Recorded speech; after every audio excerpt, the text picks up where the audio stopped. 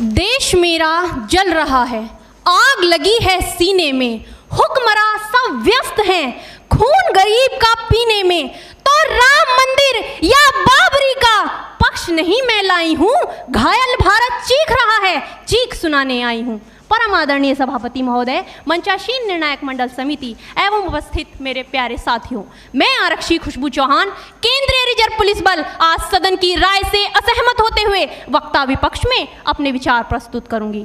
महोदय, दर्द हद से तब गुजरने लगता है जब मेरी आंखों के सामने ताज, पुलवामा, छत्तीसगढ़ में शहीद हुए जवानों के शत विशत अधजले शरीर के टुकड़े, रेत के टीलों से ऊपर जाती लाशों के ढेर और कश्मीर की खून से सनी लाल रंग की सड़कों के दृश्य सामने आते हैं। उस पर मेरे प्रतिपक्षी महोदय का कहना ये कि मानवाधिकारों की अनुपालना करते हुए देश से उग्रवाद और आतंकवाद को समाप्त किया जा सकता है।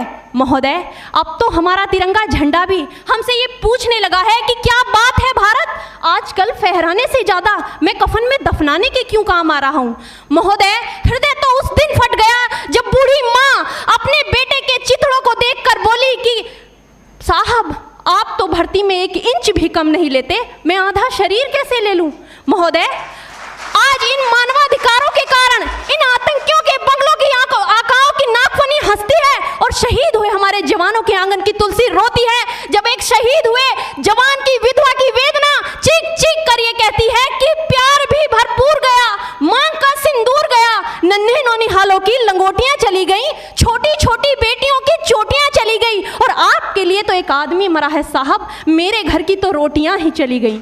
महोदय, किसी भी युद्ध को जीतने के लिए पहल करना सबसे ज्यादा आवश्यक है, क्योंकि इतिहास गवाह है कि पहल करके बड़े बड़े युद्धों के परिणाम बदल दिए गए हैं। परंतु आज मानवाधिकारों के कारण हमारे देश के जवान इस कदर बंधे हुए हैं कि अपनी ड्यूटी पर खड़े होकर भी वो आज पहल करने से डरते हैं, क्योंकि महोदय भविष्य में उन्हें कटघरे में खड़े होने का डर सता रहा होता है।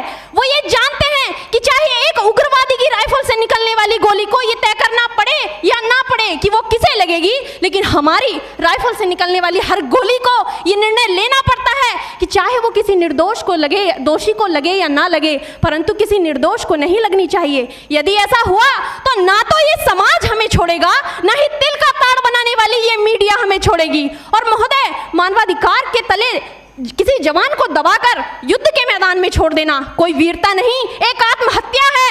क्योंकि महोदय, फूल को श्रृंगार दो ये मुमकिन नहीं और एक वीर को झनकार दो ये मुमकिन नहीं। जो हाथ बांध दे सेना के, ऐसे मानवाधिकार का पालन संभव नहीं। महोदय,